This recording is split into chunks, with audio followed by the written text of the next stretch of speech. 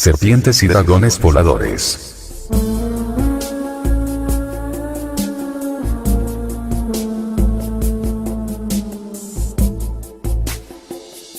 Capítulo 13. ¿Fue el arca de Noé un sumergible en forma de platillo?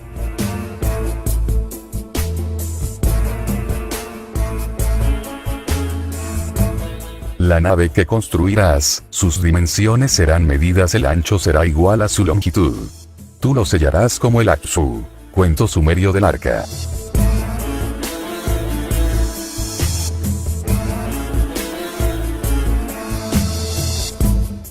El diseño inusual del arca de Noé. El arca de Noé es representada generalmente en ilustraciones como una antigua nave de alta mar con el casco redondeado, con la proa y la popa acentuadas, con una quilla recorriendo la longitud completa de la nave. En su cubierta una cabina se muestra que funciona a la longitud de la nave. Esto es pura fantasía, por supuesto, basada en diseños actuales de las últimas edades medias en Europa. No tenemos absolutamente ninguna idea de exactamente cómo parecía el arca. Hay solamente dos descripciones de la nave en la literatura antigua, ninguna de las cuales es muy satisfactoria a los estándares de la ingeniería naval, puesto que son diseños totalmente inavegables. El Antiguo Testamento lo describe como caja rectangular con los lados rectos, sin arcos, sin quilla y sin casco. De hecho, la palabra hebrea usada para el arca es la de una caja o envase. Sin embargo, los hebreos pueden ser disculpados por su absurda interpretación, puesto que eran un pueblo sin mar y tenían poca, o ninguna, experiencia con barcos. Pero esa no es ninguna excusa para la descripción del arca en los acontecimientos sumerios del diluvio. Se representa como cubo, si son los traductores creíbles. Esto no es muy convincente en vista del hecho de que los mesopotámicos fueron una nación de alta mar. Los sumerios y los pueblos posteriores estaban bien familiarizados con los principios de construcción naval y de la navegabilidad. Todas las ciudades sumerias tenían acceso al mar y las naves de alta mar se describen a menudo con el ancla en estos puertos sumerios. Obviamente, hay algo extraño en los acontecimientos sumerios o en la traducción y la interpretación de los textos proporcionados. Para que un pueblo de alta mar describa el arca como un cubo es totalmente absurdo. El arca en el Génesis. La información en el Antiguo Testamento que está disponible refiriéndose a la configuración del arca de Noé deriva de Génesis 6. Hay desechos de información de otras fuentes religiosas. El texto completo del Génesis proporciona la descripción del arca como sigue. Haz para ti un arca de maderas bien acepilladas. En el arca dispondrás celditas y las calafatearás con brea por dentro y por fuera. Y has de fabricarla de esta suerte. La longitud del arca será de 300 codos, la latitud de 50 y de 30 codos su altura. Harás una ventana en el arca, y en el techo o cubierta del arca, le harás no plano sino de modo que vaya alzándose hasta un codo, y escupa el agua. Pondrás la puerta del arca en un costado, y harás en ella 3 pisos, uno abajo, otro en medio y otro arriba. El arca se llama teba, que en hebreo significa caja, pecho, o compartimiento. Se describe como una caja rectangular con un fondo plano y lados rectos, 300 codos de largo, 50 de ancho, y 30 de altura. Puesto que un codo hebreo era 18 pulgadas, 45 centímetros, sus dimensiones tenían 450 pies de largo, 162 metros, 75 pies de ancho, 27 metros, y 45 pies de alto, 2 metros, y tales medidas fueron dichas para desplazar 43.300 toneladas. Mientras que los hebreos tenían una palabra perfectamente buena para barco, por cierta razón eligieron llamarla caja o pecho. Esta caja de Noé no era una nave navegable y como está descrito fue simplemente una caja rectangular sin quilla, arcos y apoyos en la popa, y otros elementos esenciales, necesarios en las naves de alta mar. Esta caja rectangular de Noé se habría sacudido y hecho incontrolable en los mares tempestuosos, y seguramente se habría dado vuelta como una tortuga repetidamente, haciendo un revoltijo completo de los ocupantes. Quizás los hebreos lo llamaron caja o pecho antes que nave porque eran un pueblo encerrado y no sabían nada de mares o ríos y navegación, mucho menos de diseño y construcción de barcos.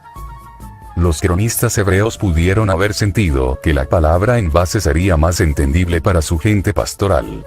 Esto indica que la leyenda de la gran inundación fue manipulada y modificada indudablemente por los primeros sacerdotes hebreos para satisfacer sus propósitos. La historia de la gran inundación fue conocida por todo el mundo y en el Oriente Medio puede ser encontrada en el poema de Gilgamesh que se cree haber sido escrita cerca del 2000 a.C., de los acontecimientos sumerios que regresan a los días de un rey llamado Gilgamesh que gobernó en el siglo XXVIII o XXIX a.C. La parte más antigua del Génesis no fue escrita antes del año 1000 a.C., y al parecer es una versión de los acontecimientos sumerios que circularon en Mesopotamia y el Levante en la forma acadia o semita. Indica que la historia del Antiguo Testamento pasó con un número de cambios y enmendaciones hasta que se convirtió en parte del libro del Génesis. Esta caja de Noé tenía 3 cubiertas y numerosos celdas o compartimientos sin especificar. Tenía una puerta a su lado y una abertura debajo de la línea de la azotea para dejar entrar la luz. La frase "harás una ventana en el arca, y en el techo o cubierta del arca" ha sido interpretada por muchos eruditos bíblicos para significar que Noé debía construir una abertura para la luz totalmente alrededor de la arca. La nave fue construida de madera bien acepillada, una expresión que es totalmente no identificada. La palabra no tiene ningún origen sumerio o de acadio y es un completo misterio puesto que no aparece en ninguna parte otra en las escrituras. En vista de la evidencia siguiente, sugerimos que no se refiere a una madera natural, sino que puede ser una madera tratada, hecha impermeable por un proceso de impregnación como la madera de construcción de hoy que es tratada a presión. Los problemas con el diseño del arca sumeria. La más vieja historia conocida del diluvio se encuentra en el poema Gilgamesh donde Utnapishtim dice, para construir una nave para sobrevivir la catástrofe que viene. El nombre sumerio del héroe es Siustra, como el utilizado en el poema de Atrahasis, el acontecimiento original del diluvio. Utnapishtim es el nombre de acadio o semita para el héroe y como tal es el héroe del poema Gilgamesh, la versión semita mejor conocida de la historia del diluvio. En los acontecimientos sumerios, la palabra usada es magurguro, nave muy grande. En la versión acadia y semita del poema, también se llama una gran nave de Rabito Elipu. Distinta de las 3 cubiertas de la arca de Noé, el arca de Utnapishtim tiene 7 cubiertas y después se divide en 9 secciones o compartimientos. Tenía una puerta y también cierta clase de ventana. Las traducciones tradicionales divulgan a la nave como un cubo exacto, con la altura, la longitud, y el ancho cada uno de 120 codos. Puesto que el codo acadio era 20 pulgadas, 46 centímetros, en la nave sería un cubo perfecto de 200 pies, 72 metros, en cada lado. Tenemos otra vez el fastidioso problema de la falta de navegabilidad.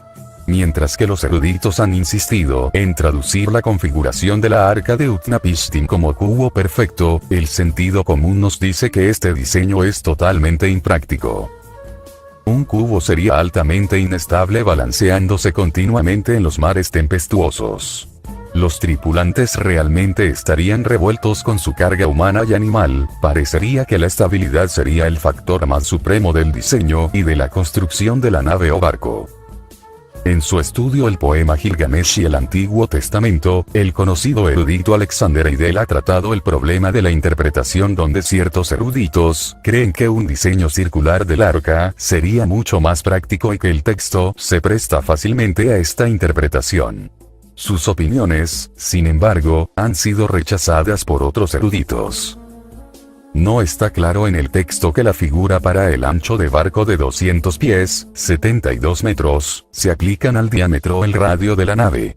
Si lo último es verdad, entonces la nave sería de 400 pies, 144 metros, de diámetro y 200 pies en altura o espesor. Además, los acontecimientos sumerios no mencionan un cubo, sino simplemente declaran que el ancho será igual a su longitud. Esto también se aplica ciertamente a un diseño circular. Si se postula un diseño circular, después el compartimiento 9 irradiaría como los rayos de una rueda, en forma de secciones de un pastel.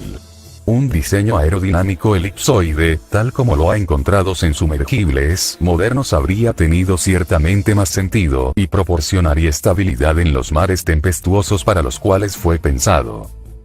Los acontecimientos sumerios también revelan que el dios Shamash, príncipe Utu, comandante espacial nibiruano, desempeñó un importante pero no identificado papel en su construcción, así como aconsejar a Utnapishtim al momento de lanzar la nave. Puesto que Enki era el dios sumerio de la construcción naval y lógicamente el consejero en la construcción de la nave, por toda la tradición él debía haber sido el único que trataba con Utnapishtim, antes que con Shamash, el dios y el jefe astronauta que estaba a cargo de los cohetes y vehículos espaciales. Esta ayuda divina también se observa en el antiguo documento religioso el libro etíope de Enoch, donde el arca se dijo haber sido diseñada por la deidad y construida por un grupo de ángeles, que probablemente son los ingenieros astronautas de Shamash. La forma circular del arca con una fila de las ventanas a lo largo de la tapa y diseñadas por el principal astronauta Shamash habría probablemente resultado un óvalo o platillo en forma de nave. Hay también evidencia que el arca de Utnapishtim fue propulsada por una cierta clase de barra de combustible como parte de un sistema de propulsión, haciéndolo así maniobrable y capaz de mantener estabilidad en los mares tempestuosos para los que fue pensado. Comentario. Quizás necesitamos de nuevo recordar que la fisiología y el cerebro de Noé no eran diferentes de las fisiologías y cerebros que tenemos hoy. Si una persona moderna puede ser entrenada para maniobrar un submarino, entonces Noé y su familia habrían podido estar así de entrenados. Los mástiles sumerios y las barras de combustible. Cuando la nave estaba siendo construida e impermeabilizada y antes de que sea terminada, ciertos artículos llamados mástiles fueron cargados a bordo. Utnapishtim describe cómo proporcioné los mástiles y los almacené encima de una fuente. Estos eran al parecer de importancia suprema para ellos, y fueron cargados mientras se hacía construcción y antes de que el arca fuese acabada. Entonces estaban a bordo solamente los alimentos, las provisiones, y el personal. Es bastante desconcertante porque Utnapishtim requeriría estos mástiles, tales como los usados por los barcos actuales de río, para cruzar las aguas poco profundas. Esta era una nave cerrada y sellada, y vemos otra vez la traducción y la interpretación tradicional como ilógicas. Este artículo extraño también aparece anterior en el poema de Gilgamesh, que en ese entonces tuvo que cruzar un área peligrosa llamado el Mar de la Muerte, para alcanzar a su abuelo Utnapishtim, que estaba supuestamente con los dioses.